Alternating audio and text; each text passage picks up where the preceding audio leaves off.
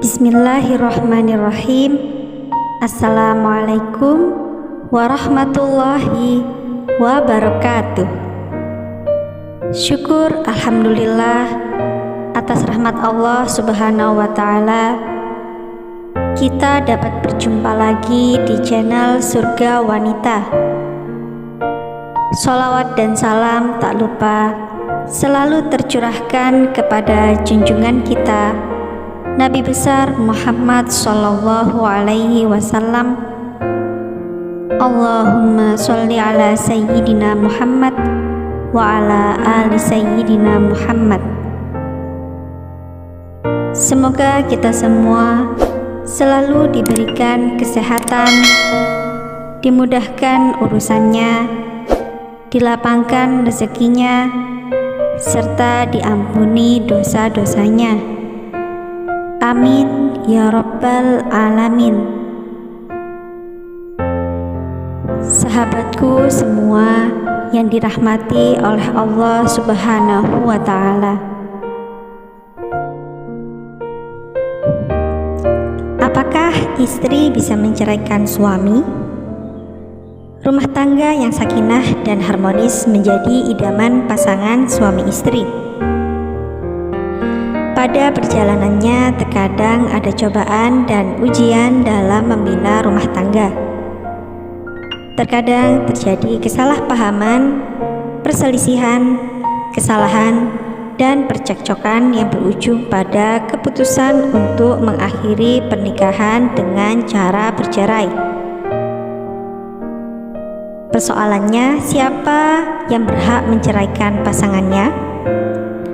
Dalam kajian hukum Islam, hak menceraikan atau mengucapkan talak murni ada pada pihak suami.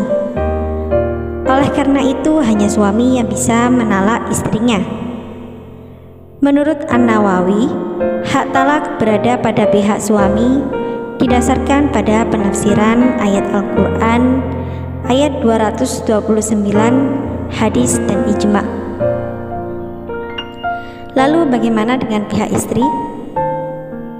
Misalnya, dalam rumah tangga ada percekcokan atau kejadian luar biasa sehingga istri tidak bisa lagi bertahan bersama suaminya dan ingin bercerai. Atau suami menyakiti istrinya dan melakukan kesalahan besar. Maka pada konteks ini istri bisa mengajukan cerai kepada suaminya dengan disertai tebusan atau istilahnya adalah khulu'.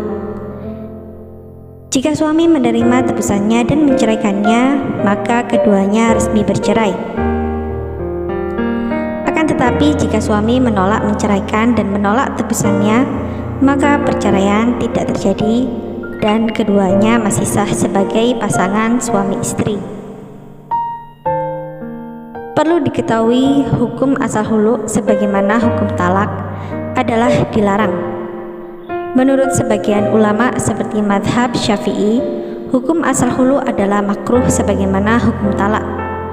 Akan tetapi hukum makruh ini dikecualikan dalam beberapa kondisi.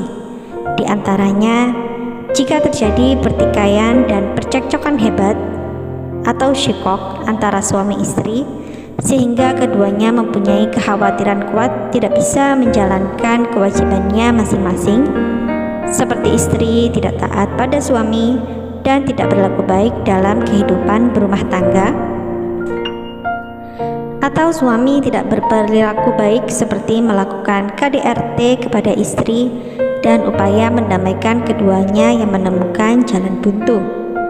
Hal ini didasarkan pada penjelasan surat Al-Baqarah ayat 229 yang artinya, tidak halal bagi kamu mengambil kembali sesuatu dari yang telah kamu berikan kepada mereka, kecuali kalau keduanya khawatir tidak akan dapat menjalankan hukum-hukum Allah.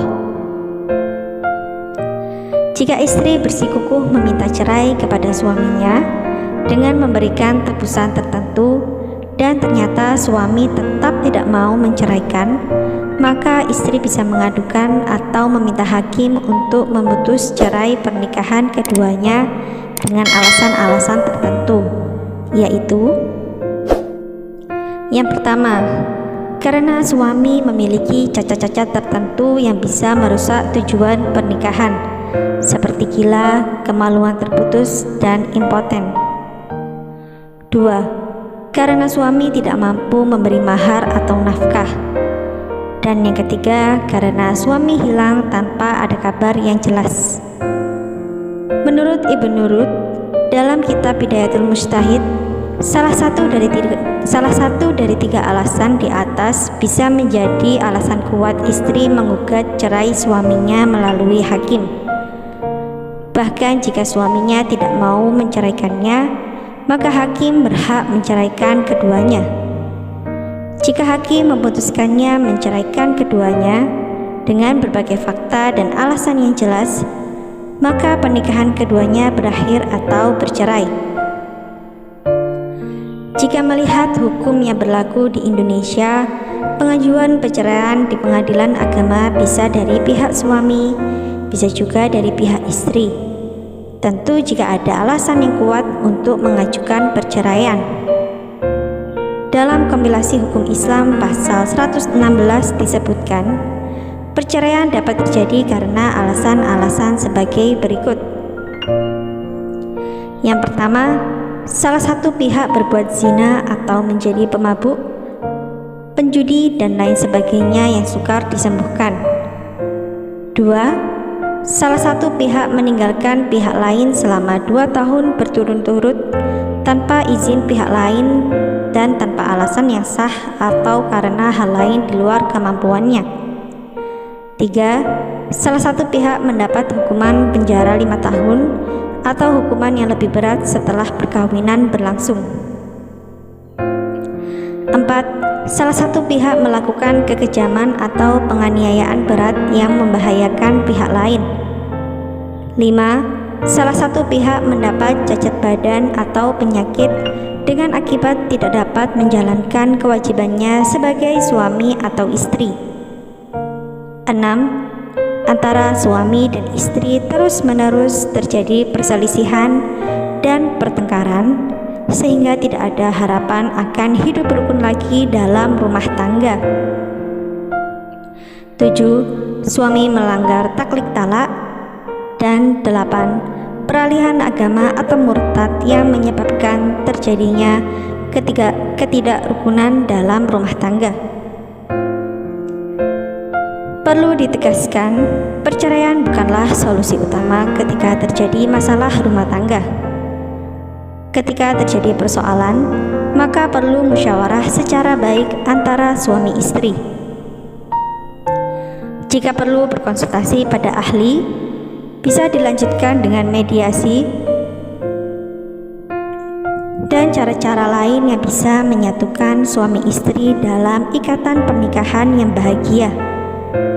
Akan tetapi, jika semua cara gagal dan menemukan jalan buntu, dan jika tetap dalam pernikahan justru membawa kesedihan terus-menerus, tidak bahagia, tidak bisa menjalankan kewajiban masing-masing, kerusakan, bahkan membahayakan, maka perceraian bisa menjadi solusi terakhir yang bisa ditempuh.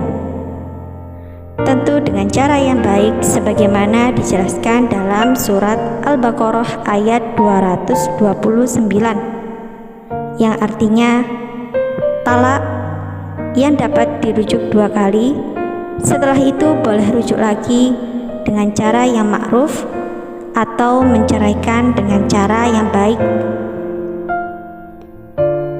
Semoga apa yang kita sampaikan bermanfaat bagi kita semua dan menjadi jariyah soleh. Sampai jumpa di video kami selanjutnya.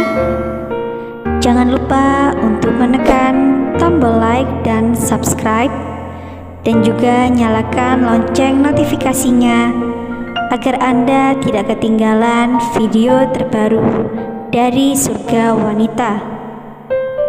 Sekian dan terima kasih banyak.